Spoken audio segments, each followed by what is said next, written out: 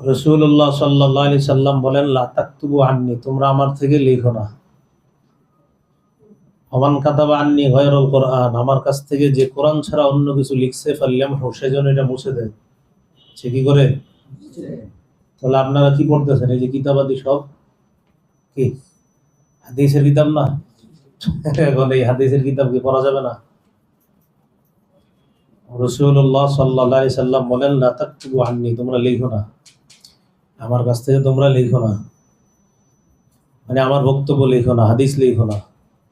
যে ব্যক্তি আমার কাছ থেকে কোরআন ছাড়া অন্য কিছু লিখে ফেললাম সেজন্য মুছে দেয়। আমরা এই যে আপনারা এত কষ্ট করে মেশকাত করলেন, এখন ধরা পড়বেন এত হাদিসের কিতাব, সেগুলোর কি হবে? মুনকিরিনে হাদিস যারা, হাদিস অস্বীকারী যারা, তাদের এটা হলো দলিল। এই হাদিস দলিল, হাদিসের সংকলন তারা মানে না। কেন? আল্লাহ রসুল সাল্লাল্লাহু আলাইহি সাল্লাম লিখতে নিষেধ করছেন, তাহলে এগুলো তো সব লেখা।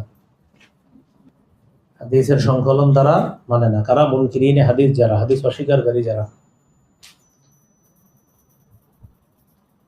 এটা হলো তাদের আপনার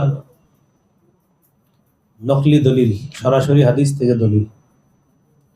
কোন কিতাবের?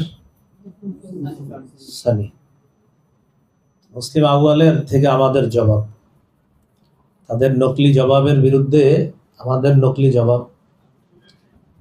মুসলিম আউয়ালের 1507 নম্বর হাদিস, আউয়ালে দেখবেন আছে 1507। রাসূলুল্লাহ সাল্লাল্লাহু আলাইহি সাল্লাম অমুসলিমদের সাথে চুক্তি পত্র লিখেছেন। অমুসলিমদের সাথে যে চুক্তিপত্র করা, ওই চুক্তির বিষয়বস্তু লিখেই দিয়েছে আল্লাহ রসুল সাল্লাল্লাহু আলাইহি সাল্লাম। তাহলে লিখিত সংকলন যদি মানা না যায়, তাহলে সেই চুক্তির কি হবে? সেটাও তো মুসলিম শরীফের হাদিস।